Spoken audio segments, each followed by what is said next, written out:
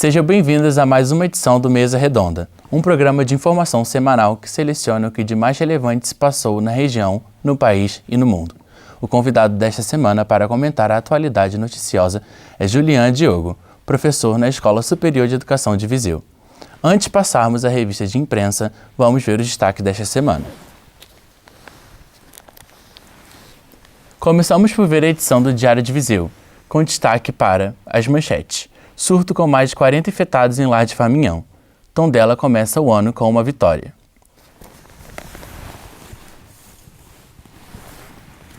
Já no Correio da Manhã, destaque para 6,6 milhões de consultas em atraso. Doentes do coração são os que mais sofrem. Situação dramática nos centros de saúde.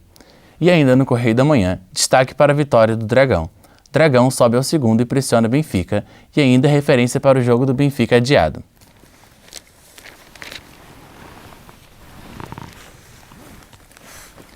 Edição da A Bola realça na manchete a vitória do Futebol Clube do Porto por 3-0 ao Moreirense.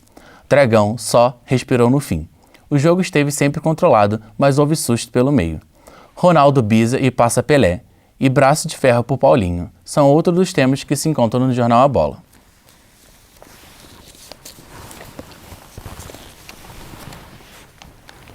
Já no Jornal de Notícias, companhias aéreas alvos de 200 multas por falta de testes. Cada passageiro sem exame custa 1.000 euros às empresas de aviação. A situação de nova estirpe de Covid-19 encontrada já em Portugal continental é um dos outros assuntos destacados. Realce ainda mais uma vez para a vitória do Dragão por 3-0 ao Moreirense.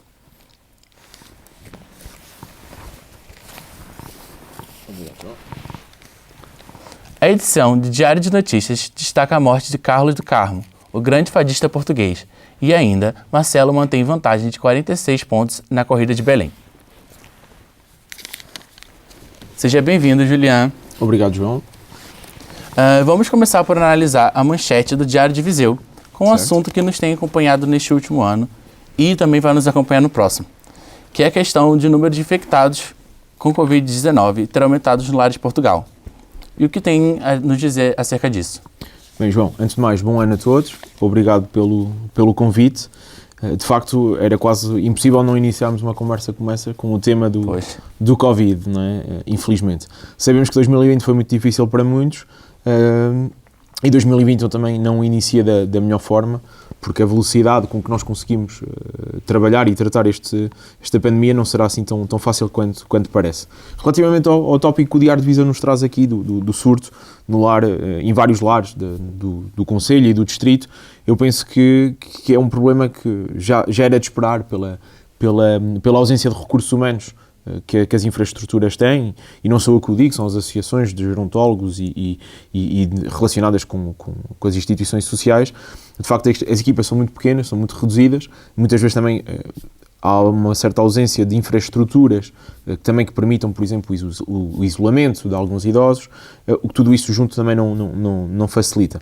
O que tem causado o surto é de facto isso, é a pouca capacidade de rotatividade das equipas, que leva a que também o cansaço torne todos os recursos humanos mais frágeis e que em algum momento, quando temos em consideração que são 100 mil pessoas institucionalizadas com uma média de idades de 80 anos, é claro que um vírus desta dimensão e com esta força seja facilmente aceito pelo corpo dos nossos idosos, e depois a divulgação do mesmo é muito rápida. Por isso não me choca. Como é que poderíamos evitar isso? Eu penso que é mesmo uma questão de infraestruturas e de recursos humanos. Não é de hoje e não é agora, no meio da pandemia, que seríamos capazes de resolver o problema. Não temos capacidade para construir um hospital em 10 dias, como acontece na China. Por isso temos que repensar, não é? E penso que isto é, mais do que repensar, é também atuar e perspectivar futuras pandemias, que elas irão acontecer, e desta vez olhar com mais objetividade para aquilo que são os prognósticos de quem sabe que isto venha a acontecer novamente. E não temos como correr de assuntos da Covid-19, então a próxima pergunta tem a ver sim com esse assunto, que consequentemente as consultas nos centros de saúde e nos hospitais têm vindo a atrasar ou até mesmo a serem canceladas. E segundo o Correio da Manhã, 6,6 milhões de consultas estão em atraso, sendo que os mais prejudicados são os doentes de coração. Considera que o primeiro-ministro, em conjunto com a ministra de Saúde, tem agido em conformidade relativamente a este assunto? Bem, eu penso que é fácil demais para nós todos, e isso é uma característica um pouco latina, que é apontar o dedo ou tentar encontrarmos um culpado, não é? Antes de tentarmos encontrar a solução. E o Einstein dizia que é melhor investirmos 99% do nosso tempo na solução do que no problema, porque o problema facilmente o encontramos, não é? Neste caso é a consequência das 4, 7 milhões de consultas em atraso, e penso que vão continuar a engrossar. Agora, como é que podemos analisar esta questão? 2 níveis. Primeiro, penso que o Primeiro-Ministro e a Ministra da Saúde não podem ser constantemente os responsáveis de algo que não é de hoje. São infraestruturas, são sistemas que datam de 20, 30 anos. As mudanças tinham que ser, ou as preparações tinham que ser estruturais nos anos anteriores, nas décadas anteriores, e neste momento, tal como já falamos há pouco, não há uma capacidade de infraestrutura humana de resposta imediata. Não temos centros de saúde dotados de tecnologia que nos permitam acompanhar, as equipas não são especializadas e, de facto, houve nas últimas décadas investimentos de infraestrutura, de betão, de melhoria, mas depois no capital humano, na especialização, nas zonas do interior, Cova da Beira, Beira Alta, Trás dos Montes, o próprio Alentejo, não existiram. Então, é claro que num momento como este, canalizamos estes acompanhamentos para os polos de sempre, que estão dedicados à Covid. Logo, não conseguem fazer as 2 coisas ao mesmo tempo. Eu penso que, mais uma vez, vamos ter que aprender com os erros, ter a humildade de dizer que erramos e tentarmos prever as futuras pandemias, os futuros problemas, evitando que isto aconteça, porque, de facto, 6 milhões de consultas em atraso irá ditar, sem dúvida alguma, a morte de outras pessoas, nomeadamente oncológicos também, que ficaram por diagnosticar algumas doenças que não iremos conseguir tratar do ponto de vista científico a tempo, não é? E isso é de lamentar, mas acho que é um dano que é difícil de contornar, de certa forma, neste momento. A próxima notícia também tem a ver com a pandemia e que no Jornal de Notícias destaca-se que as companhias aéreas são alvos de 200 multas por falta de teste e que cada passageiro sem exame custa cerca de 1.000 euros às empresas. Considera que o Estado português tem tomado as melhores decisões e que se tem demonstrado preocupação com a questão? O espaço aéreo, tal como o espaço terrestre, têm que ser alvo de preocupações, tal como aconteceu logo no início da pandemia também com alguns barcos turísticos, não é? Em que tivemos isolamentos forçados e longos, não é? Que se calhar deixaram de ter um gosto pelas viagens de barco, mas de facto aqui as companhias aéreas serem multadas, penso que é uma forma também de controlar, e como dizíamos há pouco, antes de começar aqui a nossa conversa, de facto o ser humano move-se por 2 grandes mecanismos, que é a recompensa e a aversão à perda. E neste caso a aversão à perda é de certa forma o castigar, entre aspas, do mau comportamento, e aqui traduzido para esta dimensão do setor aéreo, é de facto uma necessidade, porque senão seria demasiado fácil as chegadas e as partidas de muita gente. Já o acontece, quanto mais não seria se não tivéssemos estas medidas. A meu ver, neste momento, estamos a par com os principais países da União Europeia, França, Alemanha, estamos com as mesmas medidas. Eu pensei que no início da pandemia demoramos muito a engrenar todos numas medidas muito similares com os nossos pares, o que fez com que houvesse vários momentos, várias velocidades da pandemia, informações contraditórias.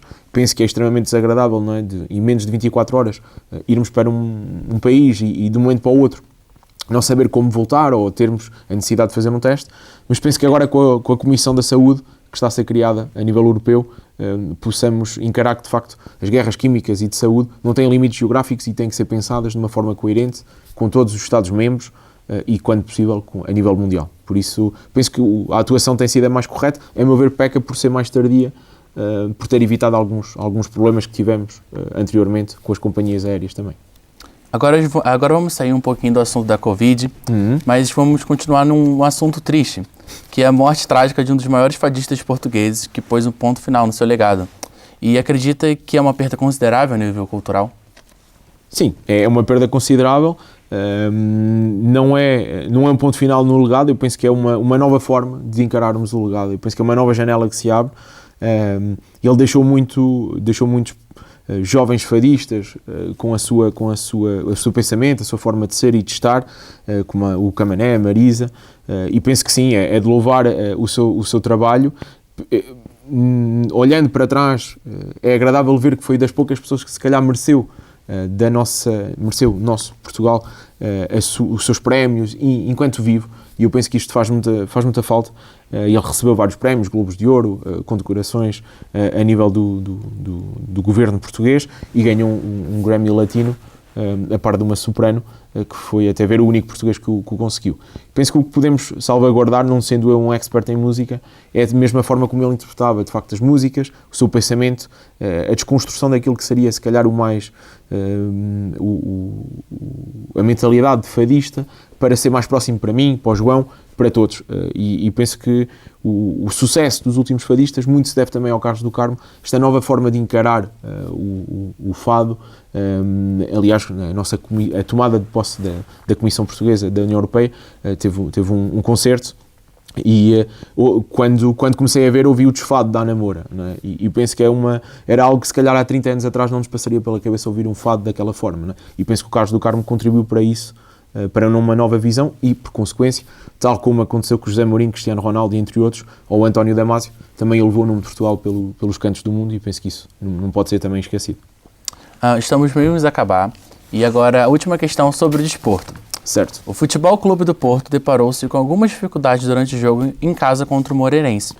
E acha que o Dragão ainda consegue assumir liderança nos próximos tempos? E o que se espera do próximo jogo?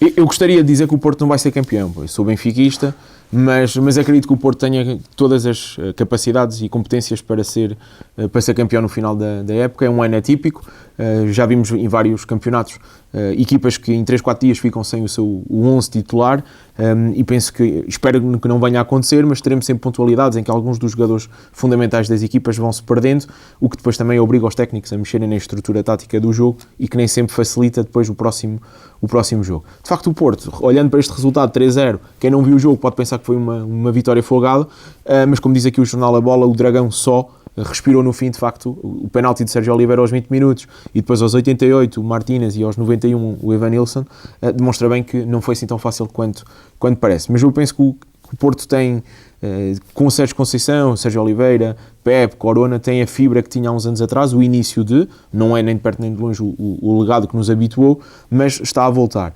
O Sporting é uma estrutura extremamente jovem, e penso que não conseguirá manter a consistência até ao final da época, embora seria com grande agrado ver o Ruben Amorim e os mais jovens a levantar as faixas de campeão, que é sempre bom também para o nosso campeonato variarmos nos vencedores. Mas penso que o Porto, no final do campeonato, lá para maio, junho, teremos mais uma festa a norte, e esperemos que possa acontecer nas ruas da cidade. O Julián, por hoje é só. Agradecemos João. muito a sua presença e sua disponibilidade de tempo. Esperamos que tenhas também um ótimo 2021 e uma ótima semana. Obrigado, Muito obrigado. Em foco na nossa atualidade cultural, destacamos o livro Todos Comunicam, Poucos Conectam, do escritor John C. Maxwell. O livro apresenta os princípios e as práticas de conexão de empreendedores, além da própria experiência em se comunicar com o público. Segundo o autor, as habilidades pessoais para promover mudanças e gerar resultados em qualquer organização devem estar ligadas ao uso da capacidade de fazer conexões produtivas e duradouras com as pessoas. E antes de terminarmos, vamos conhecer o momento de entretenimento da semana. Hoje com a performance de Júlia Vilaça apresentando a sua versão de Por Onde Andei, de Nando Reis. Júlia, o palco é seu.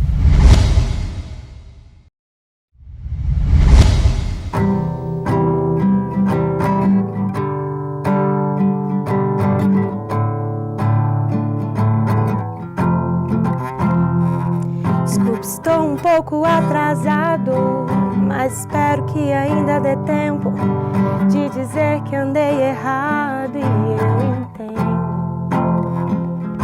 As suas queixas estão justificáveis, e a falta que eu fiz nessa semana, coisas que pareceriam óbvias até para uma criança. Por onde andei enquanto você me procura? Será que eu sei que você é mesmo tudo aquilo que me falta?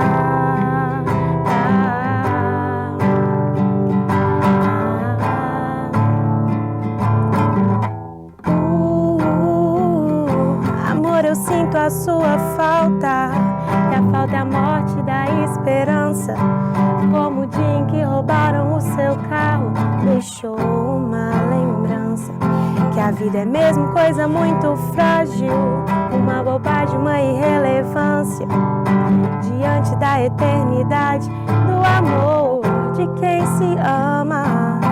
Por onde andei enquanto você me procurava, e o que eu te dei foi muito pouco ou quase nada, e que eu deixei algumas roupas penduradas.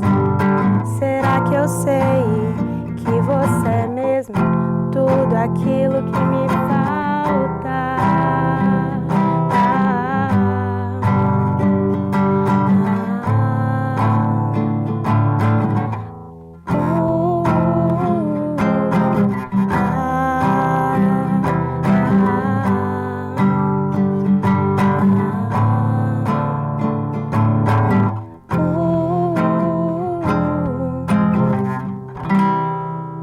E com isso me despeço.